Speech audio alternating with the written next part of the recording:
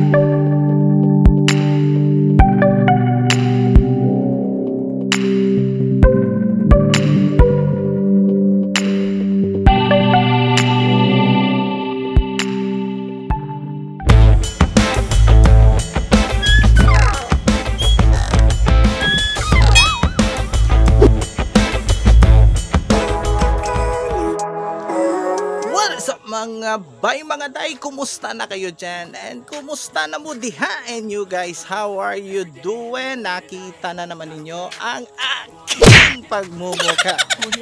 So ayan guys, magandang hapon sa inyong lahat. So nandito tayo ngayon sa Eco Park dito sa Digo City, ano. So first time ko rin nga pumasok dito sa Eco Park na to. Maganda dito, ano, sa loob. Pero hindi yan ang ating topic sa araw na to. Ang topic natin ay syempre tungkol sa ating Wagon R. Yung Wagon R natin kasi may mga hindi ako nagustuhan. Una, yung steering connector niya doon sa ilalim ng ating steering wheel, hindi maganda yon. Isa lang yon sa mga sample natin, pero so para makita ninyo ng personalan yung ating mga topic ngayon. So i-discuss natin kasama yung ating Wagon R, ano. So 5 bagay na hindi ko gusto sa ating Wagon R. So tara, let's. So ayan guys, ano, papakita natin sa inyo kung ano yung mga hindi ko nagustuhan sa Wagon R. So una guys, etong steering wheel connector doon sa ilalim. Kung tawagin nila dito sa amin ay yung tinatawag nila na baki-baki term. Ito kasi, kung nakikita ninyo, ito yung connector na parang minodify lang nila. Kasi itong Wagon R ay surplus lang, di ba? So itong connector na to, kasi ang original na position na itong manubela ng Wagon R ay dun sa right. So right hand drive ang Wagon R. So ang manubela ngayon ay nasa left side kasi kinonvert lang ang Wagon R. So pagka nakatapak siya ng mga lubak, yung sa ilalim, yung baki-baki ay maingay, ano, hindi siya stable. Kumbaga naririnig mo yung untog ng bakal na parang hindi siya masyadong fix doon sa ilalim. Pero sa awa ng Diyos, matagal na to, 1 taon na mahigit, okay pa naman. Pero ang nirereklamo ko lang nito ay medyo maingay siya, maingay. Lalo na pag maraming lubak ang nadadaanan niya. So ang pangatlo guys na hindi ko gusto sa Wagon R na to ay itong power window. Alam nyo kung bakit hindi ko gusto, papakita ko sa inyo. So ayan guys, no, ito yung sinasabi ko.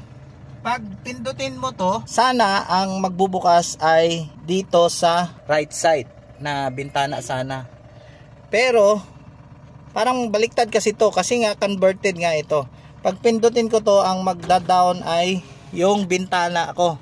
Yan, no. Minsan nalilito ka nalilito ka sa mga function. So pag dito naman sa left button, ang magda-down na bintana ay dito. Yan. So yan ang hindi ko gusto sa Wagon R na to. So same din sa likod, pag right side, ang bababa ay yung left side na bintana. Yan. So same as usual dito sa left button, Ganun din ang nangyayari. Minsan kasi guys, pagka nagmamadali ka at napindot mo yung yung mali na button, minsan naguguluhan ka eh. Yung pagka kunyari, kasi syempre magpapagasolina ka, tapos ngayon pipindutin mo tong right button. So akala mo na doon ang bubukas sa bintana, doon sa right, hindi pala dito sa button sa side ko. So minsan kasi nakakalito, di ba? Parang hindi siya tugma or ayon doon sa gusto natin na function, na kung sakali ay gusto nating ibaba yun at minsan talagang magulo. So number 3 guys, ang number 3 na hindi natin gusto sa ating Wagon R ay etong shifting handle natin, no? Yung shifting handle natin, yung gear handle. Kasi sobrang layo, kasi nga ay converted lang itong ating Wagon R. Supposedly itong shifting handle natin ay yung manibela dito kasi sa original niyan. So kasi nga ay na-convert na siya, ang manibela ay dito yung posisyon ng kanyang shifting gear. So dapat dito yan. So medyo, di ba, accessible siya, malapit at madaling i-grab kumbaga. Pero kasi nga ay na-convert na siya, so wala tayong magawa. So ganyan siya, pagka nagda-drive ka, medyo talagang gaganon mo pa yung yung kamay mo. I-reach out mo pa ng todo yung handle para mag-atras, abante or mag-neutral or magpa-park ka. So yun ang mga inconvenient ng ating Wagon R. So ang pang-apat natin na hindi nagustuhan guys ay etong manibela mismo ng ating Wagon R. Alam niyo kung bakit? May idea ba kayo na kung bakit hindi ko nagustuhan etong manibela ng Wagon R? Ang manibela ay hindi siya na-adjust na. Naka-fix na yung ating manibela. Yung adjustment na sinasabi ko, yung adjustment dito sa ilalim na parang itataas, pwede mo itaas, pwede mong i-down. So yun ang hindi ko nagustuhan sa Wagon R. Kasi pag nag-a-adjust ka, kumbaga hahanapin mo yung sweet spot mo ba. Kung kunyari, ma-adjust naman itong upuan. Pwede mo i-atras, pwede mo ring i-abante.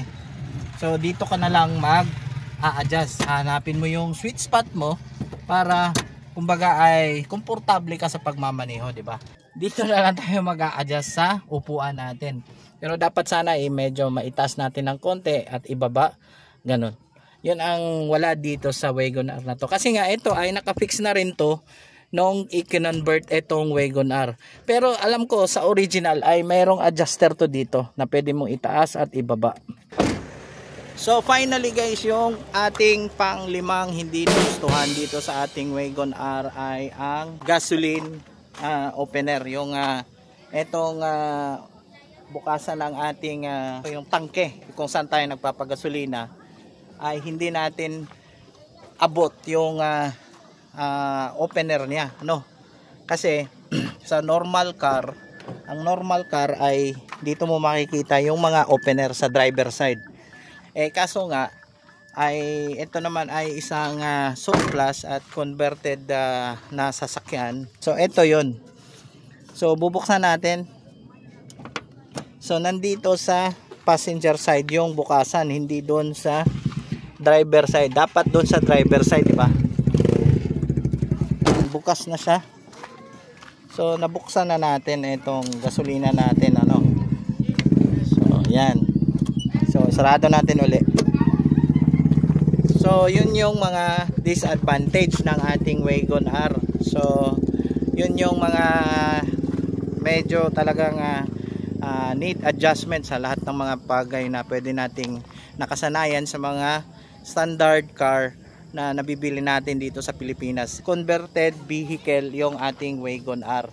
So pagtitiisan na lang natin kung ano yung mga meron na i-convert mismo doon sa manufacturer ng ating pinagkuhanan ng ating sasakyan. So ayan guys, So hanggang dito na lang at ayun, yun na lang hanggang dito It was at this moment that he knew. He fucked up. na lang. Hi, hello. Yeah, I'm still vlogging, man. Hey. How you doing, people? As you know, you're my good friend, so stay tuned to the Singing Mountain Goat. My YouTube channel is Aaron Marks 5404. My Facebook is Aaron Marks. See what I'm doing for the Philippine people.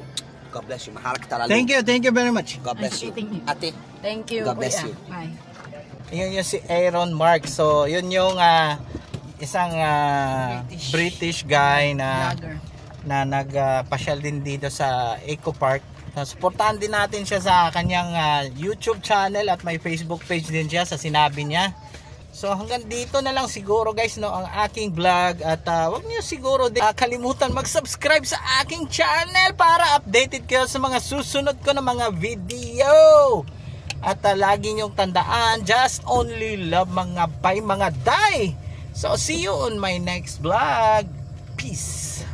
Fuck me, I'm looking in the mirror, so foggy, but I've never seen clearer. I don't really think anyone can save me, and honestly I'm not really sure I want saving. I like to be my own worst enemy. There's no risk if you don't try at anything, so I'ma just keep buying everything. See you in the next life, have to be a better me. I don't think that my head's on straight, gotta flip it and grip it and go and get an x-ray.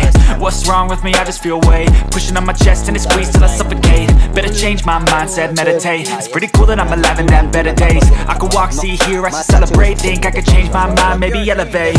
Living life, every day, late at night, not okay. All I want